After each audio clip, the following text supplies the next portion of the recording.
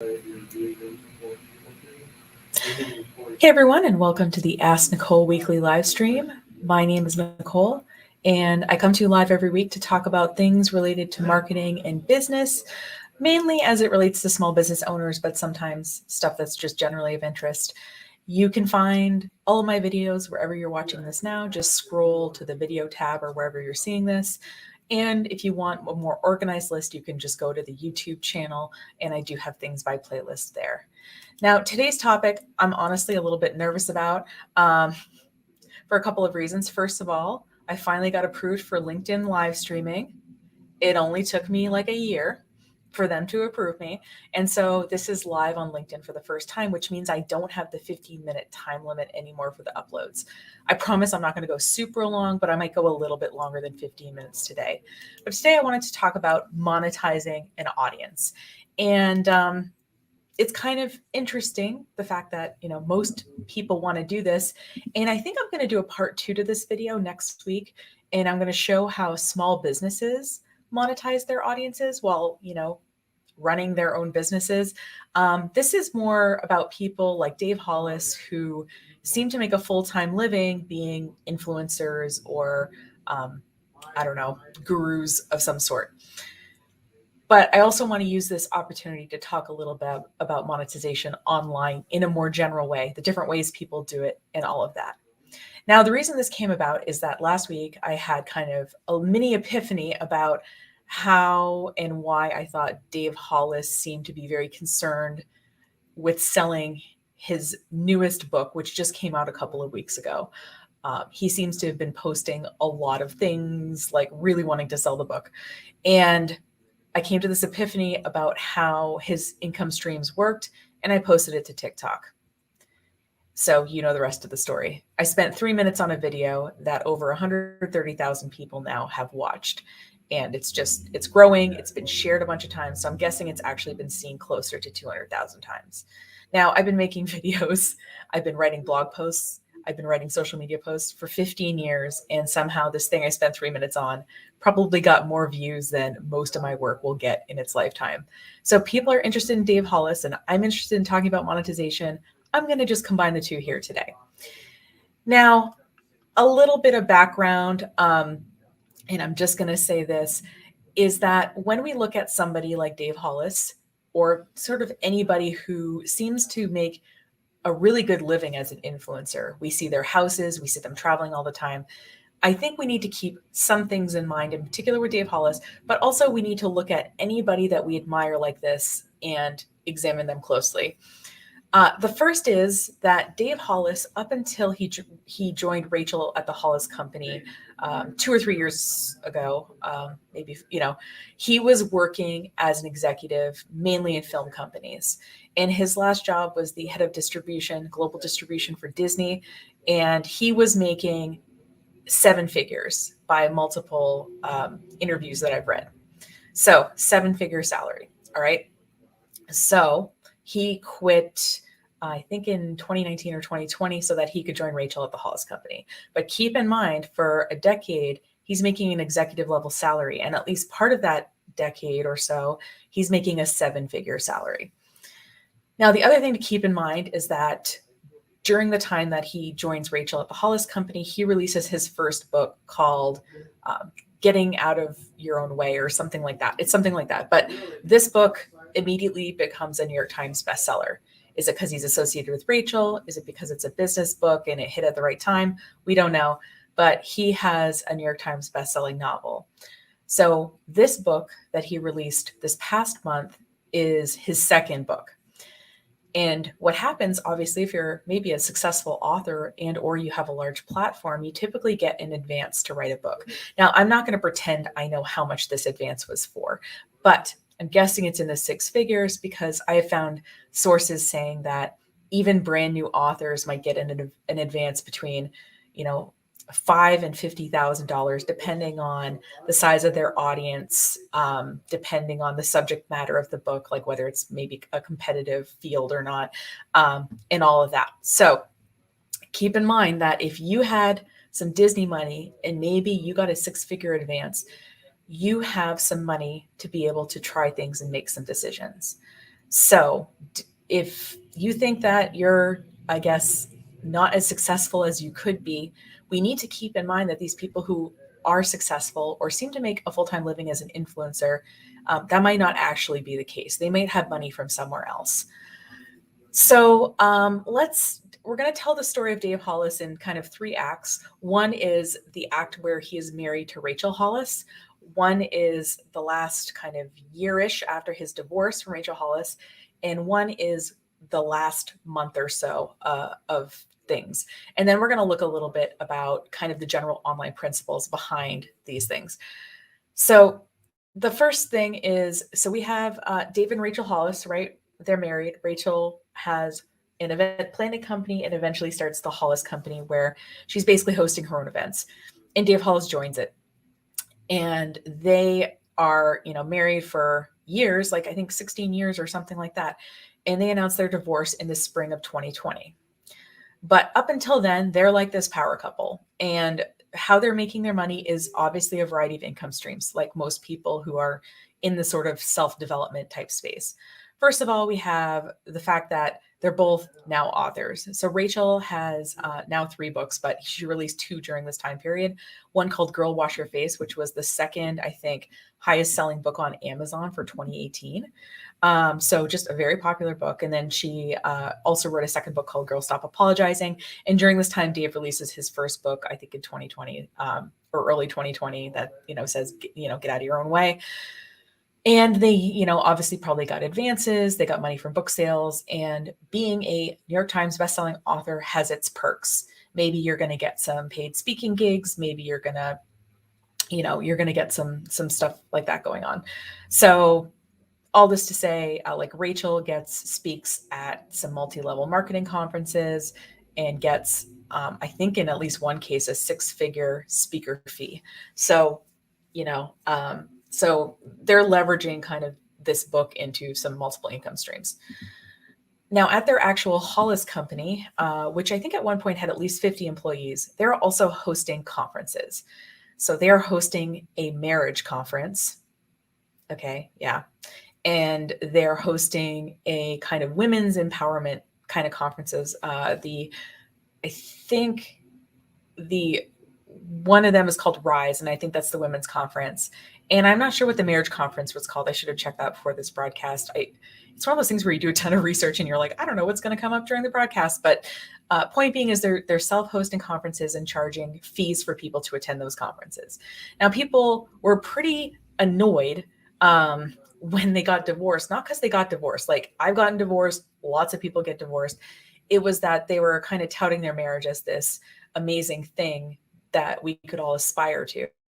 And they were selling tickets to the tune of $1,500 to this marriage conference. And then they announce as they're getting divorced that they've been having problems for years. So that's kind of what people had a little bit of an issue with while they were getting divorced. So they're hosting conferences. And then they're also doing, a Rise. So Rachel does a Rise podcast. Dave and Rachel do a Rise Together podcast. They live stream every day together via video. And so they're getting, sponsorships, and they're also doing a little bit of merch. Like Rachel has a planner that's available at Target, that kind of thing. So it's sort of like related products. And then I think something that we got to keep in mind, like I mentioned at the beginning of this broadcast, is they have some money to start with. And if you have money to start with and you invest it, your wealth can grow over time, right? So hopefully they've done that. Now, I feel like there seem to be reasonably intelligent people, and I don't see why they wouldn't have done that. But so kind of all of that is their sort of general financial picture as a business and as a couple, because those things were very much intertwined. So then they get divorced. It happens to the best of us. And so Dave is now on his own, right? And from the time he gets divorced until the release of this book, he's doing kind of a pretty big, I think, shift in how he seems to be approaching and monetizing his audience. Now, it's important to note, and again, I'm only bringing this up because it has to do with the business, that Dave gets together with Heidi Powell, who's a fitness influencer, a few months after his divorce. And, I think they announce it so they get divorced in like June, they announce their divorce, and then in February he announces that they're together. So obviously they were together a little bit before that, at least. So we start seeing Dave doing different things in terms of how he seems to be trying to monetize himself. The first thing he does that seems like really out of character is he starts doing a lot of affiliate marketing. And I realize that if you're just a normal person who like isn't on Instagram a lot, you might not even know what that is. But essentially, people, influencers, or people who have an audience, you can typically work with companies and you're almost like a commission only salesperson. So, for example, I am an affiliate for Google Suite or G Suite, I think it's now called. So, the Google as an email service, I'm an affiliate for. And so, what happens is I get a little link that is unique to me. I get a code that's unique to me. I can share that with people. And if they sign up for Google or G Suite, I get a little bit of money as part of like a commission of that sale. So that's how affiliates work. And so, what Dave was doing is on his Instagram stories, he was like selling products. So, so you would see like a product and you would kind of either swipe up to get to it, or there would be a coupon code that you could use and whatever. Now, what's really interesting is that Dave did a ton of this.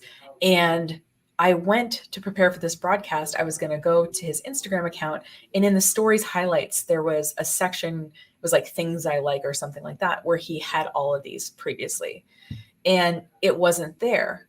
And so I thought, like, did I have a fever dream? So I began researching, and it turns out like he has done affiliate marketing, and these are the companies that people besides me have seen him do promotional things for on Instagram.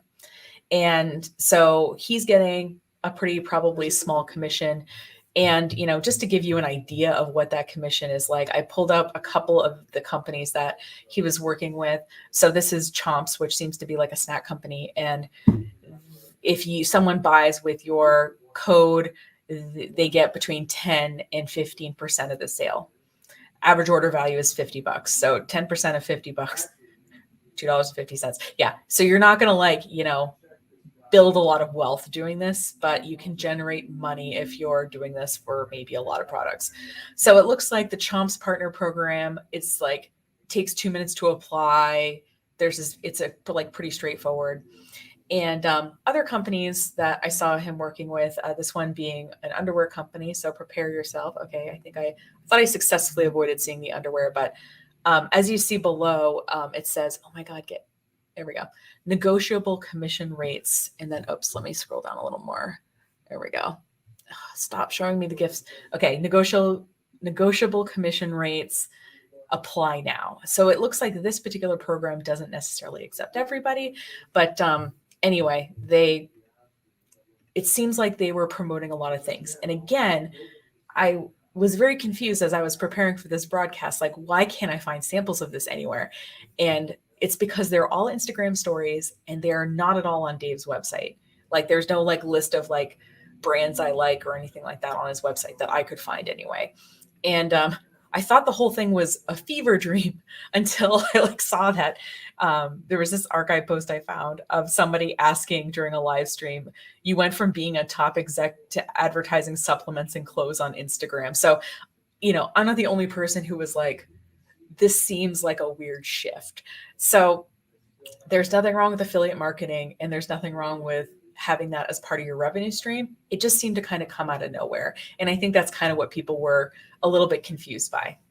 The other thing that's been a little bit controversial is Dave seems to be monetizing his children. It felt really weird to make a children category on this slide, but on his social media channels, he has kind of two shows. So he has 4 children total, but he has 2 younger children. One is Noah. She's a little girl and she was adopted. I believe she's almost 5 years old. And then Ford, who is 9 years old. So Tea Time with Noah is a show that he has on his YouTube channel, which is monetized. And Ford for Thought is the show that he has with Ford, also on his YouTube channel, also monetized. Now, we'll get to this in a second. He's further monetizing Tea Time with Noah, but it seems like he's making money off his children. And I think people have, I guess, general concerns with that. And I'm not a parent. I don't know how it works, but it does seem like in the era of family vlogs on YouTube that there's been an increasing demand for accountability, and the fact that like these kids shouldn't feel like they're working all the time, which I completely agree with. But it does seem to be part of his monetization strategy, involves his children. Now, something that was very recently launched and very close to the book launch is this kind of fitness program that he's doing with his girlfriend, Heidi Powell. Now, I mentioned towards the beginning of this broadcast that Heidi is a fitness influencer. She has her own fitness programs. She is affiliate for a lot of kind of fitness and kind of lifestyle brands. And so they start this 60-day challenge.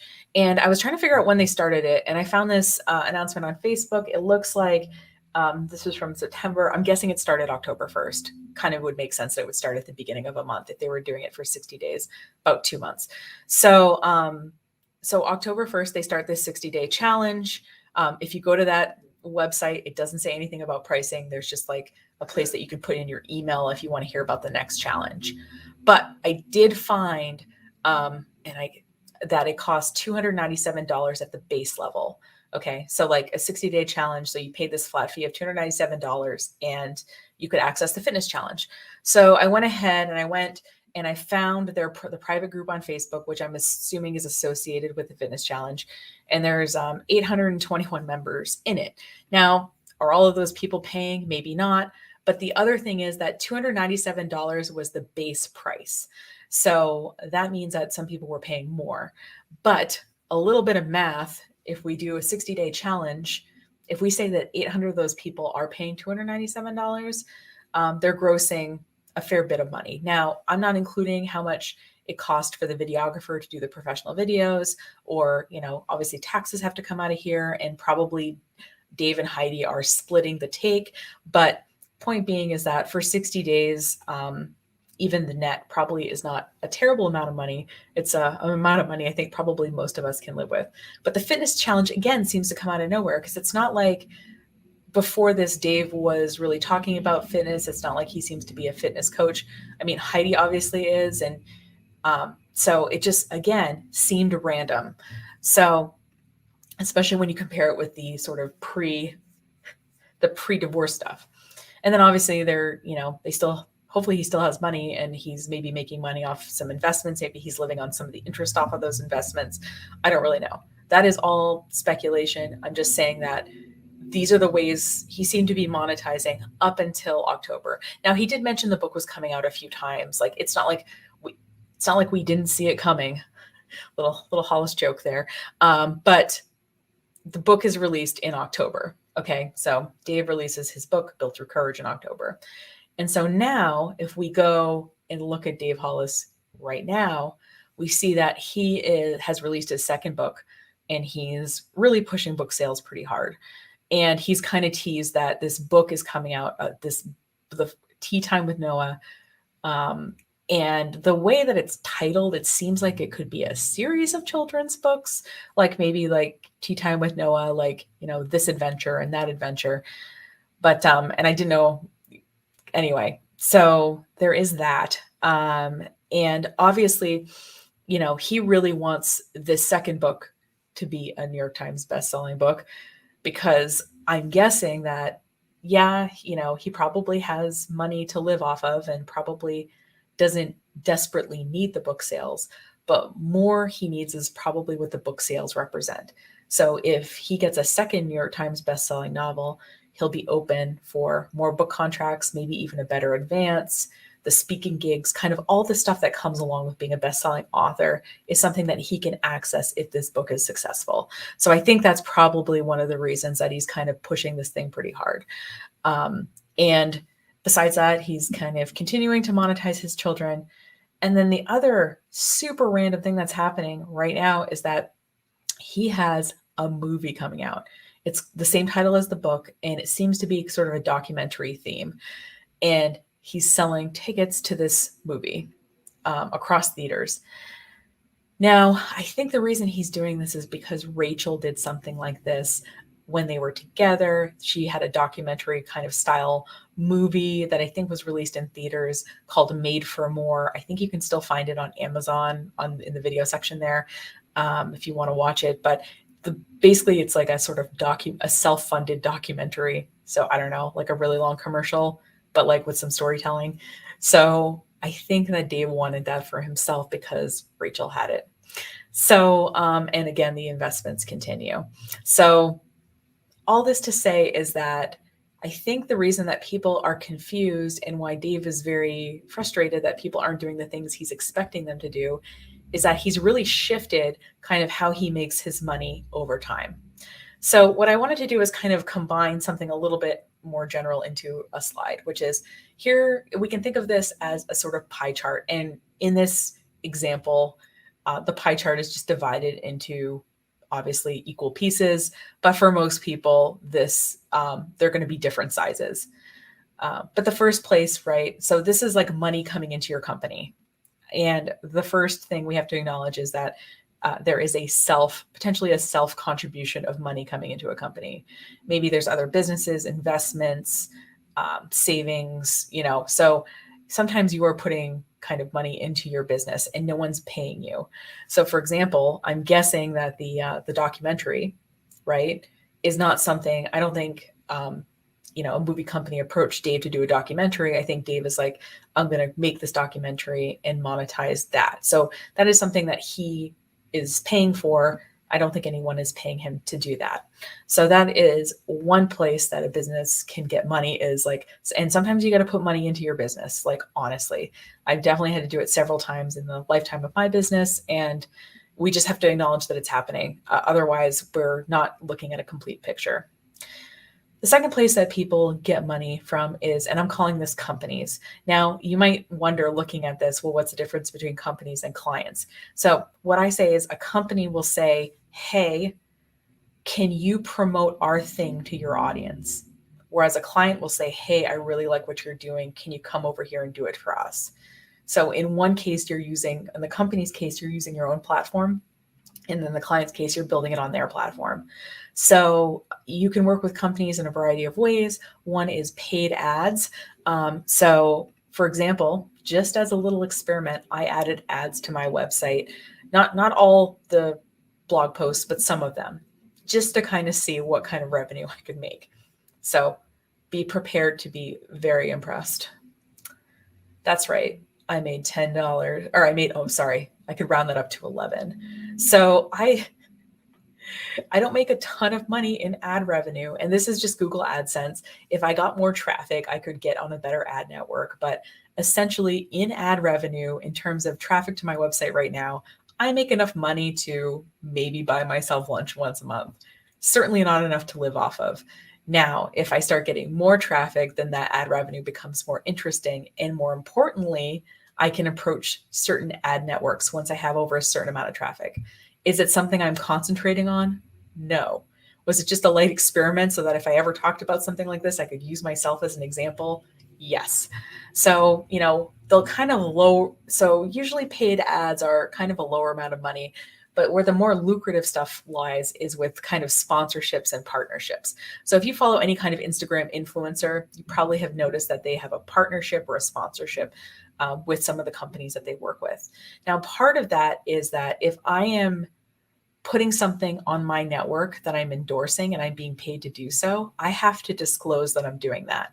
So either I will use the word affiliate in my caption, I'll put hashtag sponsored post or sponsored ad or something like that. But I have to indicate somehow within the creative that I'm making that, hey, this is a thing I'm being paid to make, because otherwise the ethics get a little fuzzy. It's kind of like, when you buy a magazine and you're flipping through it and there's like a spread that looks like it's part of the magazine, but on the top it says paid promotion in kind of small font. It's kind of like that. So a brand might approach me, and since I do tech and marketing, maybe, I don't know, a WordPress theme developer could approach me and say, hey, Nicole, we really like the videos you put out. We'd like to sponsor one of your videos. We'll give you $5,000 if you mention our company at the beginning of each of your live streams for a month. So a total of 4 videos. And so I can either say yes, I can say I'll do it for 10,000, or I can say no, whatever. Point being is like that works out between the company and the person posting it.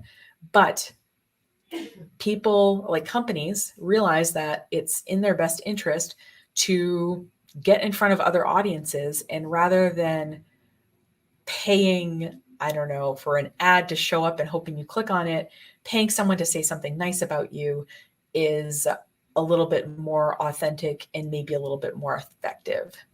So that's, and typically when influencers are talking about their income streams, this is where they're making most of their money, is on sponsorships and partnerships in terms of a percentage, because those checks are bigger. And as we've established with my ads, and maybe with the affiliate code where you get 10% of a $50 typical sale, those small amounts of money do all add up if you have a lot of them, but it is nice to get big checks for living your life. The other group of people that you can make money off of is your followers, right? And your followers are the kind of people who support you. And so they might buy your products or your services. So in Dave's example, they might join your 60-day fitness challenge for $297. They might pay for the upgrade of, one-on-one something, the VIP package. Again, I couldn't find pricing because the page changed and the Internet Archive apparently did not archive it. So lesson learned: when I see something, screenshot it. But the other way that you can get paid besides someone buying a product or a service like one time is you can get paid in some kind of ongoing way through memberships or subscriptions. So you've probably seen, like, maybe some of your favorite authors have like a Patreon or a Substack that you can subscribe to for, $5 a month or $10 a month. And with that, you are paying for typically either additional content or some additional access. So you're getting something for paying that additional money. Obviously, the free content is for everybody and available for everybody, but you're getting something extra as a subscriber or a member, or however you want to do it. And the idea is you're paying them kind of a little bit on an ongoing basis. So, monetizing your followers can be pretty powerful. And I explained affiliates earlier. I kind of straddled affiliates between the companies and the followers, because with affiliate marketing, your followers have to purchase something before the company pays you. So like both of those people have to, pay some money. And finally, kind of the most straightforward example of making money is having clients. So let's say, like I said, I'm really good at doing live streams. Let's say I'm good at it, and a company might approach me and say, "Hey, Nicole, can you help us host a weekly live stream? And we'll pay you to do that."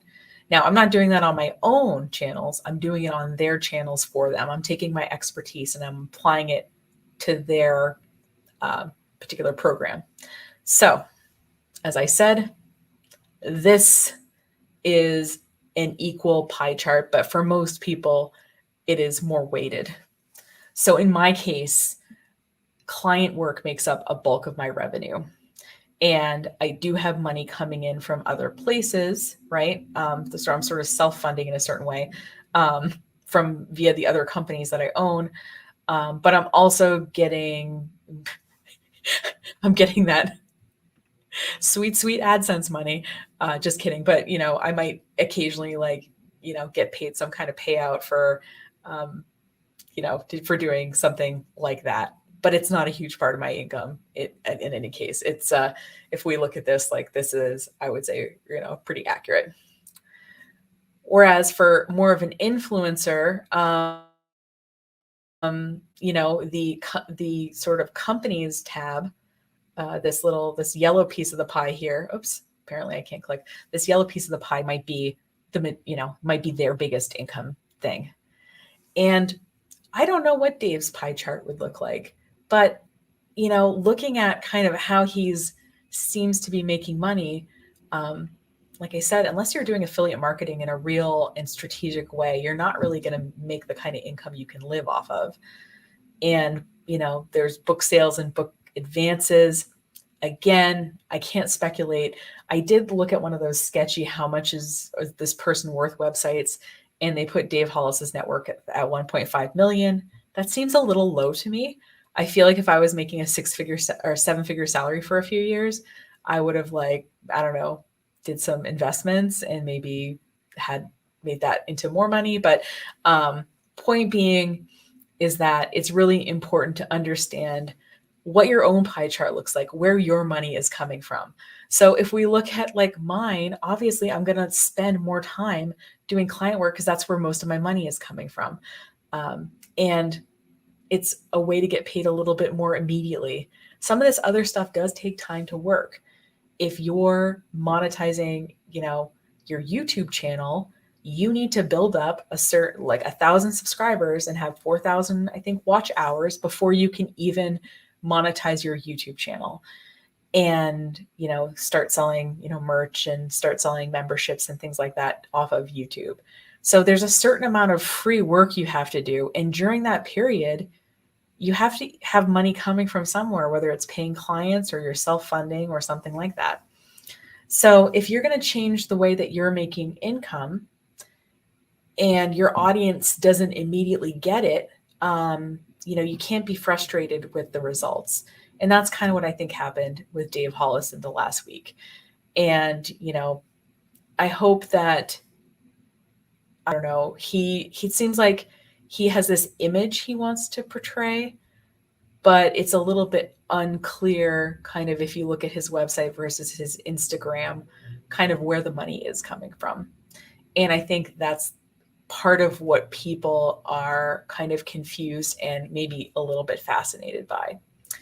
So no hate to Dave Hollis. Like I said, I think we're all doing the best we can, but it's really important to understand how you're monetizing your audience so that you know where to put forth efforts.